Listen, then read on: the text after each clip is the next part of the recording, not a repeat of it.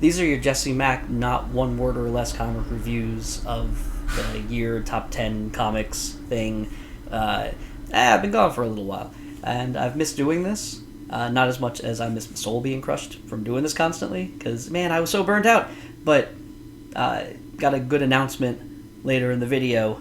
If you've missed me, I'm kidding. I'm not going to make you wait. I am going to start doing comic reviews on a monthly basis, so hopefully it doesn't wreck me as much, because, man, not thinking about comics has been nice. Like, not having to think about them constantly has been great. But I'm thinking pick out my 10 favorite comics from each month, do the one word or less comic reviews, magic on it. Magic, what the heck. And, maybe extrapolate a little bit more, because otherwise you're getting like 2 minutes a month, and that's garbage. But let's talk about last year, which, again, I didn't think about comics for like 7 or 8 months, and while it was freeing, oh man, jumping back in was real rough. So here's some honorable mentions, because I haven't been talking from week to week. Some things that didn't make the list, but I wanted to mention honorably. You Are Deadpool was real neat. I'm glad to see that this is sort of a thing that's happening, the sort of choose your own adventure comics. It's great. There's more League of Extraordinary Gentlemen, which is awesome. This third issue in particular just had a live action segment, just always pushing boundaries and always fun, even when it's crazy. Alan Moore is still very good at comics, shockingly. Here's an issue of Pearl to represent everything that Bendis has been doing with his Jinx World relaunch. Every one of the books is good, which is very nice. Scarlet picked up like it never left off, right where it left off, like it never... I'm bad with words. This is why I do the one words, remember. United States of Murder, Inc. is fine, probably my least favorite of the four. Anytime David Mack does a thing, I am 100% there for it. But shockingly, Pearl is the prettiest book, which, I mean, I love Michael Gaydos. I've been following him since Alias. But when you're in there with Malayev and with David Mack, Oming has beautiful art, but it's not like, oh my god, look at that art. This is, oh my god, look at that art. And so, bit of a shocker there. If you like wrestling, I still can't recommend the WWE comics enough. They are such an interesting look into what the characters were thinking if everything you saw on TV was actually them and an extension of the way they live their real life. When it's done well, it is actually fantastic. Die! This came out last month, and it blew me away in such a way that I had to make a special mention of it. If this continues to be as good as the first issue was,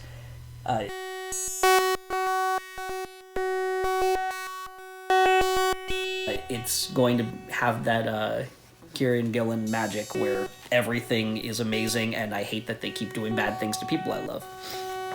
Speaking of which, Deadly Class continued to be very good, and I don't know if you watched that the pilot for this the sci-fi series, but man, that looks real good. Oh, this almost made the list, because, Deadly Class, just so much intensity when it gets going. This is a Tom McHenry comic book. This particular one is Cloud, which is very weird and fun. I enjoyed this comic quite a bit. He's doing some really... His brain hits things in a way that speaks to me, and I support his Patreon. That's why I get these comics every month, and it's just been fantastic stuff. I believe Ghost Country and Agency, if you're going to search them out, those are the two that, if I could actually have found the issues, might have made my top 10, but I don't know what pile I left those in. But Tom McHenry is a freaking amazing man. This is the best Hulk comic that I've seen in quite some time. It is actually a shockingly good horror comic, and yeah, Immortal Hulk. I put this in here just because I enjoyed the first issue, but I hated what they did to the dog, and I was like, you know what, let's read the second issue to see what happens. And then they brought back the dog, and No, that's just mean. So this is more shameful, although the story is very interesting. But no, don't be mean. And I wanted to give a quick shout out to these 2 issues of The Wicked and the Divine for audaciously just quote-unquote wasting half an issue on a single gag, where in this one it goes through every regeneration of the gods and just shows you the same killing blow over and over again for centuries.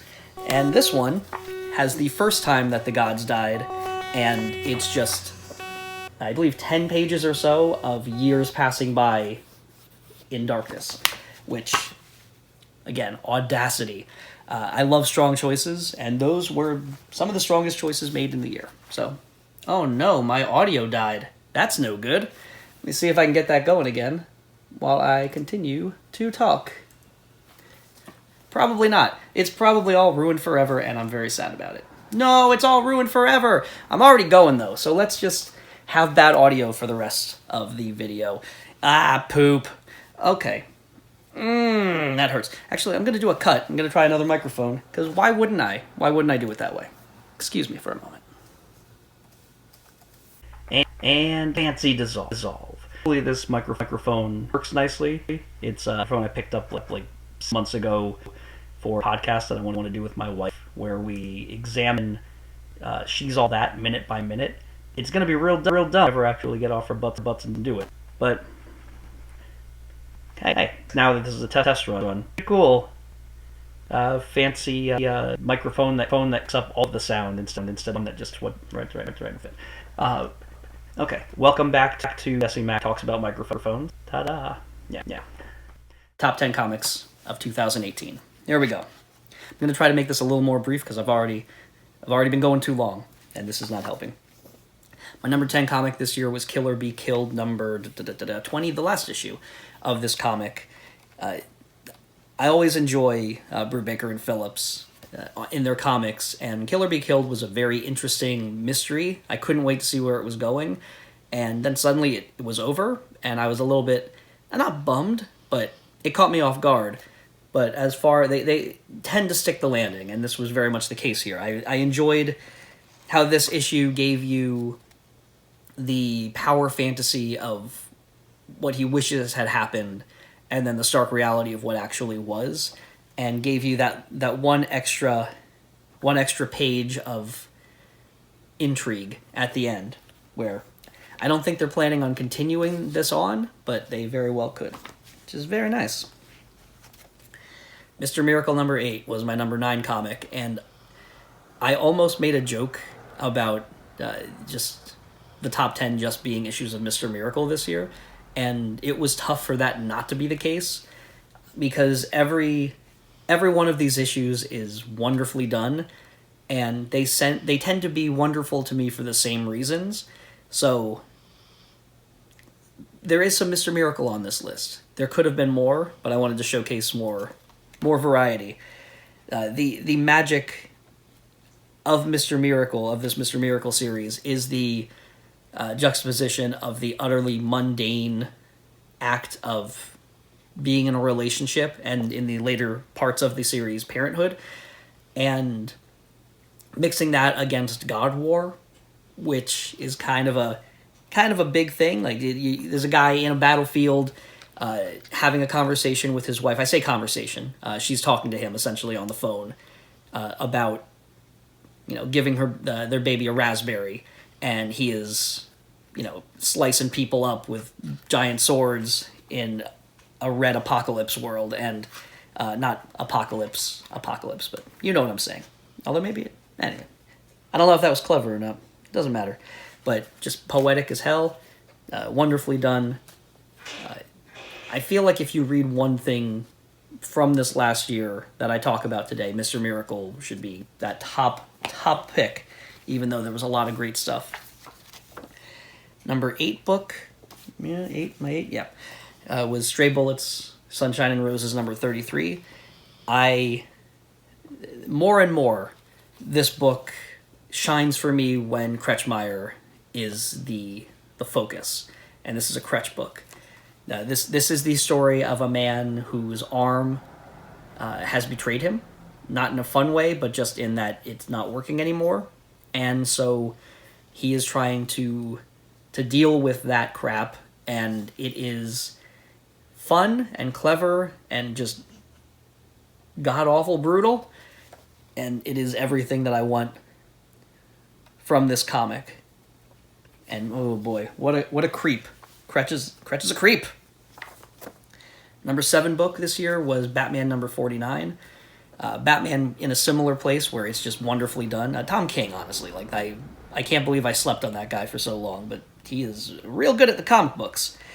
This particular issue is just before the wedding issue, and it's Catwoman and the Joker coming to blows in a church. They each deliver a killing blow on the other, and they're stuck laying on the ground. If they try to move, they're going to bleed out and die. So they just have a nice conversation for a few hours, and it's hilarious, and I loved it so much. Okay. My number 6 book this year was Sex Criminals number 21, which, much like a lot of the other books, I'm going to stop saying these words because I've said, like 3 or 4 books in a row. Sex Criminals does what it does so well, and it hurt me to cut so many issues from my top 10. But this one in particular, just it crystallized that feeling of post-breakup where you're trying to move on and enjoy life. You're trying to find life again, and it's just kind of empty and sad. And that's not something that you see often enough in comic books. Plus, it had this great joke where she's living with her mom, Susie's living with her mom, and she's just so happy to be talking about her vajay. So, it's real good stuff. Also, cat farts on the last page. It's just Sex Criminals at its silliest, but still poignant. Which, it's amazing that they can make it work out. Number 5 is Stray Bullets, Sunshine and Roses, number 40, which is essentially the next big chapter in what Kretch is doing. Because again, this guy, he gives me the heebie-jeebies, and it's not great. No, heebie-jeebies is kind of racist, isn't it? Or at least anti-Semitic. Idioms! Gives me the creeps. He's a real creep. Trying to do better with my word choice. Oh. But yeah, this one gets real crazy real fast. And it's, oh no, the one dog is licking the other dog's ear. And it's real weird. Oh, now I've just made eye contact and it's getting weirder. Oh, jeez. Good comic book. I don't know what just happened. My number 4 comic this year was Mr. Miracle 11 of 12. This is your penultimate issue, because I love that that's a word that has a special meaning. This one is... It runs the gamut from Darkseid in his throne eating a carrot from a vegetable tray to just the pulling out of an eyeball, like a few pages later. It is an amazing breadth of what can be done with a comic, and it all works. It all works. It is just such a... I think this one is great because of... You feel the parenthood being the most important thing, and just, this baby being this tiny, unprotected vessel, and they're trying so hard to do what's right for this kid, but sometimes it's hard. Just like anybody, sometimes your dad shows up and he wants to take your baby and raise it as his own in a hell world. But you just gotta say no, Dad. It's not gonna work out. Spoilers, they say no. They say no to Dad. Seriously great stuff. Saga number 54 is my number 3. Even after all these years, Saga is still the go-to book for hating somebody killing off characters that you love. It is painful. This book is essentially just one fight scene that in real time would take maybe 2 or 3 minutes. Depends on how long it takes for a spaceship to get to orbit. but it's so much. There's so much feeling and drama and the loss, and they take the cheap shot, and in the moment when a character is dying, they do the flashback to happier times, and it hurts so much. But I still like two more comics more than that horrible pain. One of them was Mr. Miracle number 6, was it? 6. Which, when I was still doing these throughout the year, I believe this was on top for pretty much the whole year, because it is such a wonderful, wonderful. I would say the best of any Mr. Miracle issue, at least the ones I looked at this year, the best at taking just a real dumb conversation and putting it with these tasks and trials that are not at all normal. Just, warning, you are about to enter the acid pits. Warning, the acid pits will kill you. And they're just talking about what they're going to do with an extra room in their house or whatever. It's like, oh, we should really throw away that old stack of magazines. It's beautiful. And you also have, just to kick it up a notch, the moment where Big Barda tells Mr. Miracle that she's pregnant. And that is beautiful. They do a thing sometimes where they get cartoony with the mask, and he has like the biggest, dumbest smile on his face, even though it's, it's a closed mask. Like, there's a mouth there.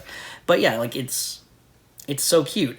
And then also the last page or two is just death and like just like Mr. Miracle, especially in the beginning half of it, really played up the feeling of what is going on, what's real, what is happening, what can we trust, and that very much was that last page where it's just you are thrown into Scott's life is thrown into a massive turmoil after getting the best news of his life. So, wonderful stuff. I always respond strongly to pain, which, I've been doing these, I've been doing the comic reviews in general and these end-of-the-year deals for almost a decade now. And so you start to see patterns, and pain and loss and, like, sudden shift in mood is what makes me go, oh my god, it was a good comic, and what makes me appreciate it. But not as much as when a comic is really good and loving, and that hits me even harder. Unbeatable Squirrel Girl number 31, if I'm remembering correctly, because it's been a little while, was Erica Henderson's last issue before moving on and being replaced by Derek Charm, who is also doing a great job. But Erica Squirrel Girl is Squirrel Girl, and it's such a big part of who the character is the way that both her and Ryan North shaped her. And this is a simple story. It's Squirrel Girl and her friend Nancy get hit with a gun that freezes them in time, or doesn't freeze them in time, but it makes time go so extremely slowly that they essentially live their entire lives over the course of a weekend. And they have a lot of fun, and there's a lot of hijinks with, oh, sorry about all that food we had to steal, but we can't grow food because time's moving too slowly. And just people jumping off of buildings because they know something will show up at the last minute. Somebody napping in their car with a note saying, please take me to 2nd Street or whatever. And it's just the thought of these two women having to babysit the entire world as a full-time job while also trying to figure out how to make a machine that will fix time before they die. And it's the love that gets me, though. There are some sweet moments as they reach their twilight that touch me so deeply, and it's amazing. Like this is one of the best comic books I've ever read in my life, for sure. Even though it is 31 issues into this run plus another however many issues, it's like at least 40 issues in. If you start with this issue, you will not be disappointed. You will feel the magic of Squirrel Girl immediately in your life. And so I did. There's, yeah.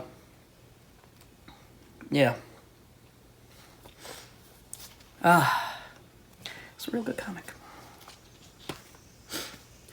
All right. Happy times. Woo, let's go.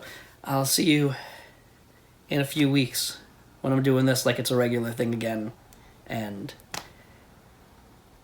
it's going to be back. See you in a bit.